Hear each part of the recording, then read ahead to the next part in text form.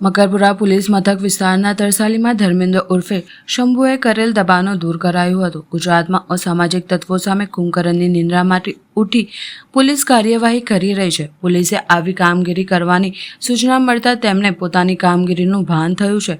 ગૃહ રાજ્યમંત્રી હર્ષ સંઘવીએ પોલીસ કમિશનરો અને રેન્જના વડાઓ સાથે બેઠક કરી હતી. ત્યારબાદ ગુનેગારોના ગેરકાયદેસર બાંધકામો દબાણો સામે પોલીસે કાર્યવાહી કરી રહી છે. મકરપુરા પોલીસ હદ વિસ્તારમાં તરસાલી વિસ્તારમાં ધર્મેન્દ્ર ઉર્ફે શંભુ નામનો આરોપી છે. તેના વિરુદ્ધમાં 7 જેટલા પ્રોહિબિશનના ગુનાઓ નોંધેલ છે. એક શરીર સંબંધિત ગુનામાં તે સંડોવાયેલો હતો. ઓલરેડી 2 વાર તેને પાસા થઈ ચૂકે છે. જોકે તે હજુ સુધરવાનું નામ લેતો નથી. કોર્પોરેશનની જગ્યામાં 4 જેટલી ઝૂંપડપટ્ટી બાંધી હતી. જ્યારે પણ પોલીસે કેસ કર્યો ત્યારે આની અંદર મુદ્દામાલ મળી આવ્યો છે.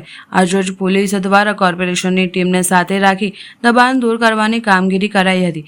આરોપી ધર્મેન્દ્ર ઉર્ફે શંભુ હાલ જામીન પર છે. પોલીસ અધિકારીઓ ડીસીપી અભિષેક કાર્યવાહી સંબંધિત જાણકારી આપી હતી. મકરપુરા પોલીસ સ્ટેશનના તરસાલી વિસ્તારમાં આ કામગીરી હાથ ધરવામાં આવી છે અને આ કામગીરી જે અમે કરી રહ્યા છીએ તે બુટલેગર ધર્મેન્દ્ર ઉર્ફે શંભુ છે તેની વિરુદ્ધમાં કરી રહ્યા છીએ અને જેટલા પણ અસામાજિક તત્વો છે બુટલેગર છે તેમની જેટલી પણ અવૈધ જગ્યાઓ પર ગેરકાનૂની રીતે જેટલું પણ દબાણ કરવામાં આવ્યું છે તેનું અમે દૂર કરી રહ્યા છીએ અને તેમાં કોઈ પણ સામાન્ય નાગરિકને કોઈ તકલીફ ન પડે તેનું પણ અમે ખાસ ધ્યાન રાખી રહ્યા છીએ. લિસ્ટ અમારી પાસે તૈયાર છે અને અમે એ પ્લાનિંગ કરી રહ્યા છીએ અને 1 બાય 1 જે પ્રમાણે અમારે સામે વિગતો અને માહિતી આવે છે તે પ્રમાણે અમે આ કાર્યવાહી હાથ ધરી રહ્યા છીએ. ના, જે બુટલેગર છે જે અસામાજિક તત્વો છે તેમના જ દબાણ અમે દૂર કરી રહ્યા છીએ અને જે કોર્પોરેશનના માણસોને સાથે રાખીને કરી રહ્યા છે જેથી અમને ખબર પડે કે આ ખરેખર કોર્પોરેશનની જગ્યા છે અને ત્યાં દબાણ કરવામાં આવ્યું છે. તે કાયદાકીય રીતે તમામ વસ્તુને વેરીફાઈ કરીને પછી આ કાર્યવાહી કરવામાં આવી રહી છે. આગળ આ જ પ્રમાણે અમારી જે તપાસ છે ચાલુ છે.